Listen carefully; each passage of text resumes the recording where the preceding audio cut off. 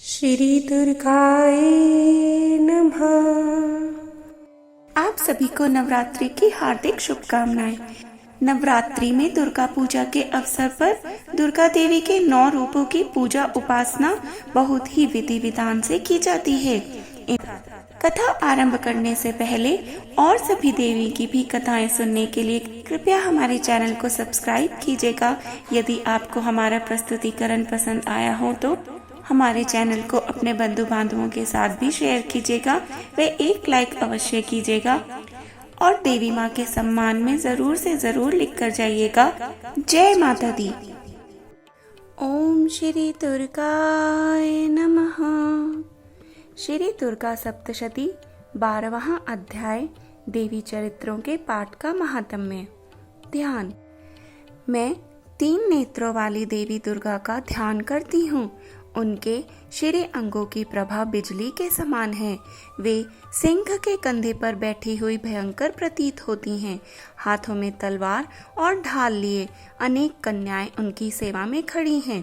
वे अपने हाथों में चक्र, गदा, तलवार, ढाल, बाण, धनुष, पाश और तर्जनी मुद्रा धारण किए हुए हैं। उनका स्वरूप अग्निमय है तथा वे माथे पर चंद्रमा का मुकुट धारण करती हैं। देवी बोली, देवताओं, जो एकाग्रचित होकर प्रतिदिन इन स्तुतियों से मेरा स्तवन करेगा, उसकी सारी बाधा मैं निश्चय ही दूर कर दूंगी।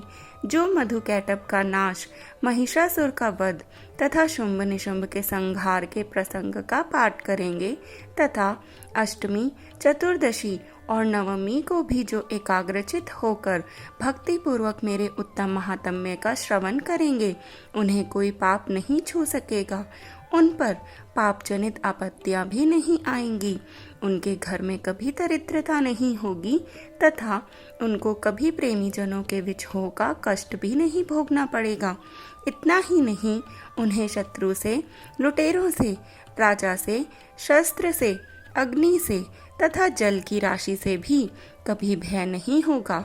इसलिए सबको एकाग्रचित होकर भक्ति पूर्वक मेरे इस महात्म्य को सदा पढ़ना और सुनना चाहिए। यह परम कल्याणकारक है। मेरा महात्म्य महामारी जनित समस्त उपद्रवों तथा आध्यात्मिक आदि तीनों प्रकार के उत्पातों को शांत करने वाला है। मेरे जिस मंदिर में प्रतिदिन विधि पूर्वक मेरे इस महात्म्य का पाठ किया जाता है, उस स्थान को मैं कभी नहीं छोड़ती। वह सदा ही मेरा सन्निधान बना रहता है।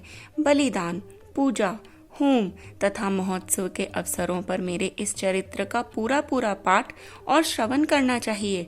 ऐसा करने पर मनुष्य विधि को जानकर या बिना जाने भी मेरे लिए जो बलि, पूजा या होम आदि करेगा, उसे मैं बड़ी प्रसन्नता के साथ ग्रहण करूंगी। शरद काल में जो वार्षिक महापूजा की जाती है, उस अवसर पर जो मेरे इस महात्म्य को भक्ति पूर्वक सुनेगा, वह मनुष्य मेरे प्रसाद से सब बाधाओं से मुक्त तथा धन धान्य एवं पुत्र से संपन्न होगा। इसमें तनिक भी संदेह नहीं है। मेरे इस महात्म्य, मेरे प्रादुर्भाव की सुंदर कथाएं तथा युद्ध में किए हुए मेरे पराक्रम सुनने से मनुष्य निर्भय हो जाता है। मेरे महात्म्य का श्रवण करने वाले पुरुषों के शत्रु नष्ट हो जाते हैं। उन्हें कल्याण की प्राप्ति होती है तथा उनका कुल आनंदित रहता है। सर्वत्र शांति कर्म में बुरे स्वप्न दिखाई देने पर तथा ग्रह जनित भयंकर पीड़ा उपस्थित होने पर मेरा महात्म्य श्रवण करना चाहिए। इससे सब विघ्न तथा भयंकर ग्रह पीड़ाएं शांत हो जाती हैं और मनुष्यों द्वारा देखा हुआ दुस्वप्न शुभ स्वप्न में परिवर्तित हो जाता है।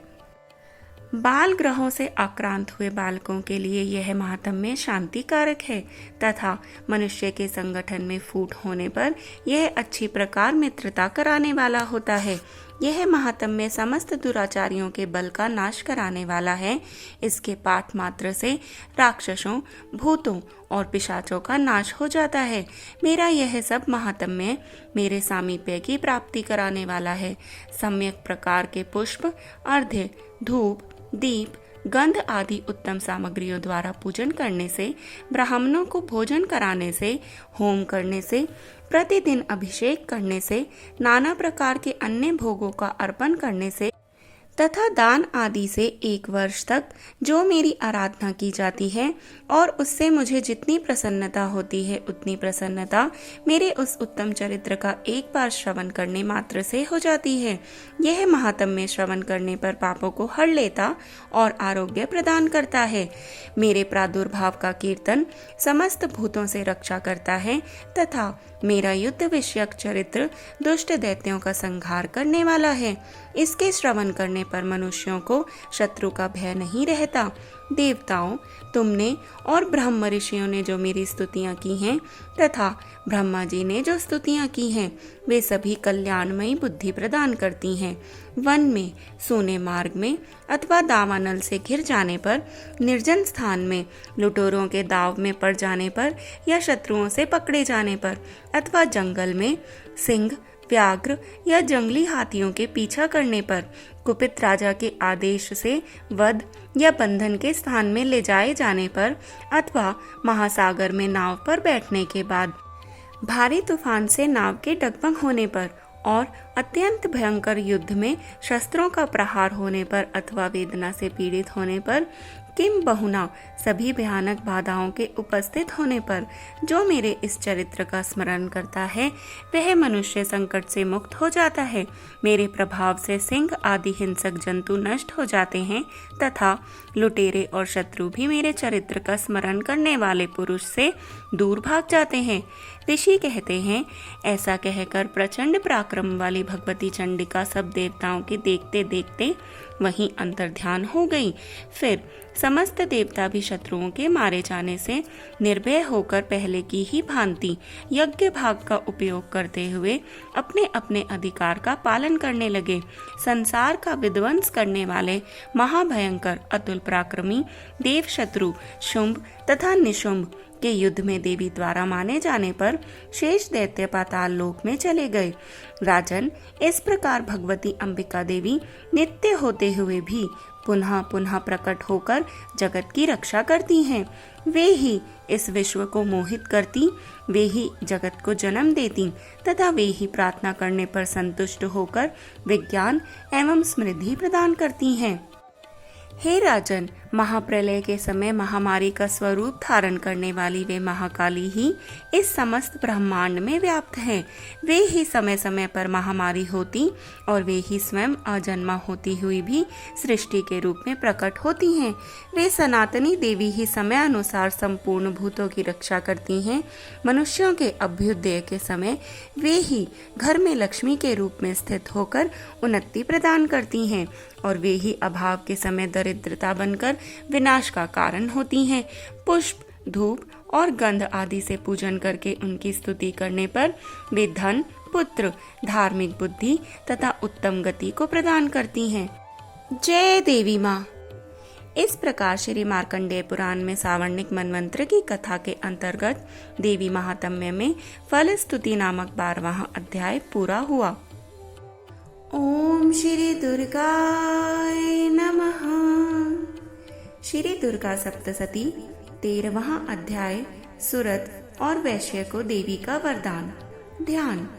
जो उदय काल के सूर्य मंडल की सी कांति धारण करने वाली हैं, जिनकी 4 भुजाएं और 3 नेत्र हैं तथा जो अपने हाथों में पाश, अंकुश, वर एवं अभय की मुद्रा धारण किए रहती हैं, उन शिवा देवी का मैं ध्यान करती हूँ। ऋषि कहते हैं, इस प्रकार मैंने तुमसे देवी के उत्तम महात्म्य का वर्णन किया जो इस जगत को धारण करती हैं। उन देवी का ऐसा ही प्रभाव है। वे ही विद्या उत्पन्न करती हैं।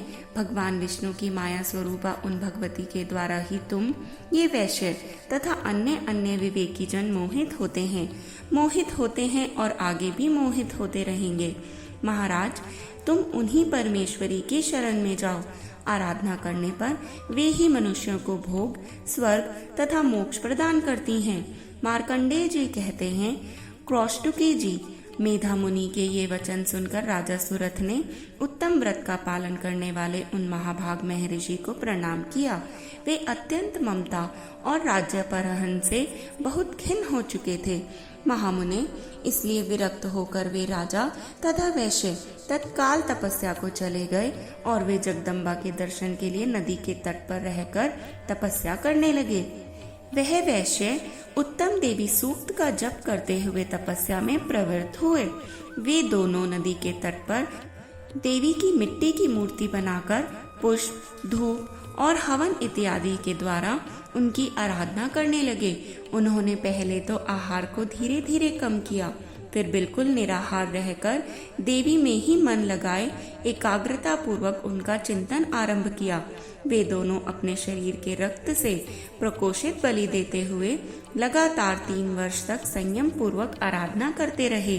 इस पर प्रसन्न होकर जगत को धारण करने वाली चंडिका देवी ने प्रत्यक्ष दर्शन देकर कहा। देवी बोली, राजन तथा अपने कुल को आनंदित करने वाले वैश्य, तुम लोग जिस वस्तु की अभिलाषा रखते हो वह मुझसे मांगो, मैं संतुष्ट हूँ, अतः तुम्हें वह सब कुछ दूंगी। मार्कंडेय जी कहते हैं, तब राजा ने दूसरे जन्म में नष्ट न होने वाला राज्य मांगा तथा इस जन्म में भी शत्रुओं की सेनाओं को बलपूर्वक नष्ट करके पुनः अपना राज्य प्राप्त कर लेने का वरदान मांग लिया।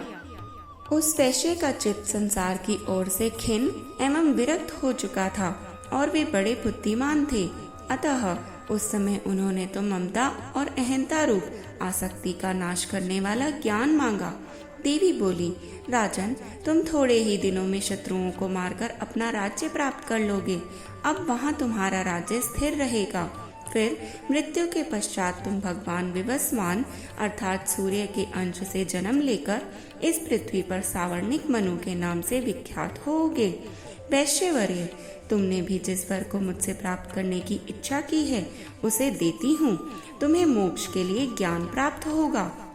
मार्कंडेय जी कहते हैं, इस प्रकार उन दोनों को मनोवांछित वरदान देकर तथा उनके द्वारा भक्ति पूर्वक अपनी स्तुति सुनकर देवी अंबिका तत्काल अंतर्ध्यान हो गई।